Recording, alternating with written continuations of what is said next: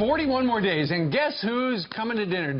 Bernie Sanders is hitting the trail with Hillary Clinton today as the Democratic nominee fights tooth and nail for the support of the Sanders faithful. She wants the young people, his fans, voting for her. Yes, and Fox News senior political correspondent Mike Emanuel is live in Westchester, New York.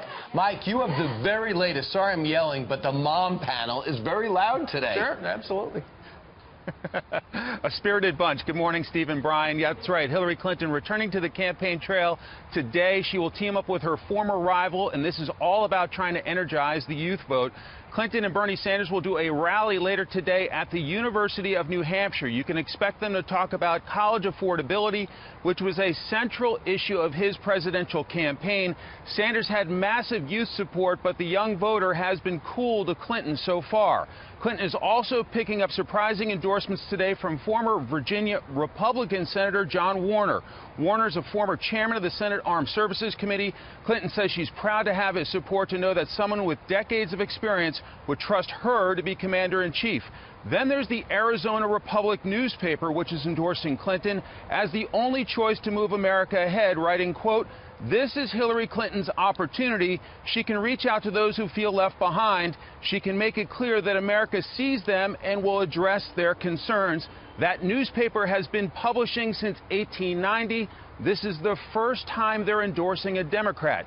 Meanwhile, Clinton is sounding fired up after Monday night's first debate.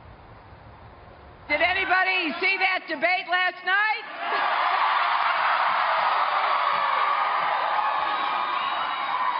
Oh, yes.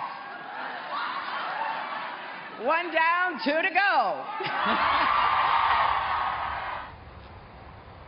The Associated Press is reporting Hillary Clinton and her husband will travel to Israel for the funeral of former President Shimon Peres. We expect an update from the Clinton campaign later this morning. Steve, Brian?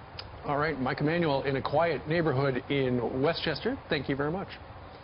Now let's go over to Five Moms on a Couch. Yeah, guys, stay over there. You're not welcome here. No boys allowed. I know. One down, two more matchups to go. It was a fiery first presidential debate between Donald Trump and Hillary Clinton. The two rivals clashing over topics like national security and ISIS. Listen.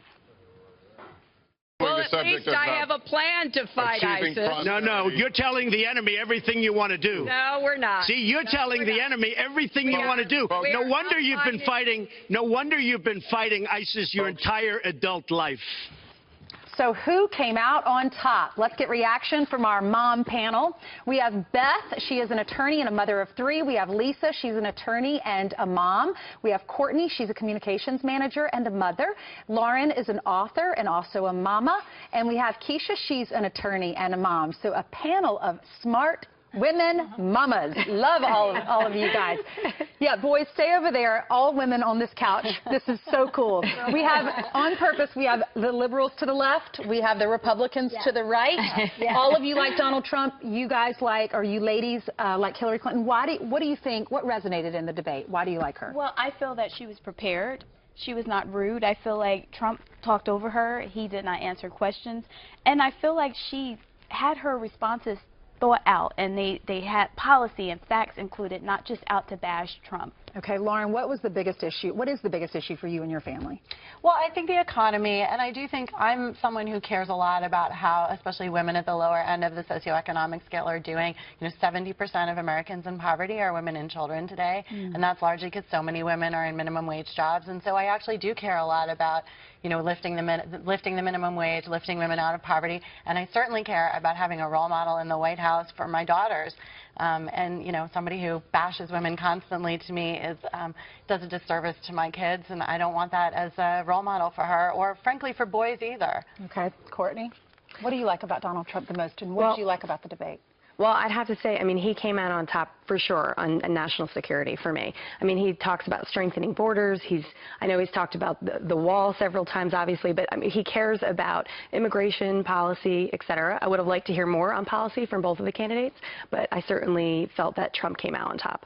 Okay, now Lisa, being a woman, many people think that Trump's not doing well with females, but you're still voting for him. Why? Well, and one of the things that was pointed out here, we're talking about women bashing. Well, we're really not talking about that, right? Because we're talking about two people who are running for president. And maybe 20 years ago, if you went into politics, there had to be this gender-specific way of addressing a woman.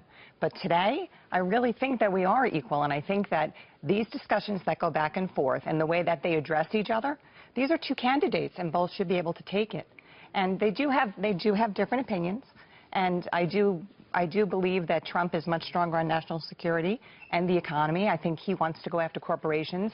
Hillary has the age-old Democratic notion that we'll tax people. We'll increase taxes on people, maybe wealthy people, but still people. And all that does is make people close their pockets so that their money stays inside, and that won't help the economy. We have to go back to Reaganomics, but I think we have to look at these two parties as two people, not a man and a woman. Mm-hmm. Beth, what do you think about the debate? Well, I thought actually that both candidates presented strong. I thought they were both strong candidates. The difference for me was Hillary seemed so scripted. She was very rehearsed. She didn't talk to me, she didn't talk to us.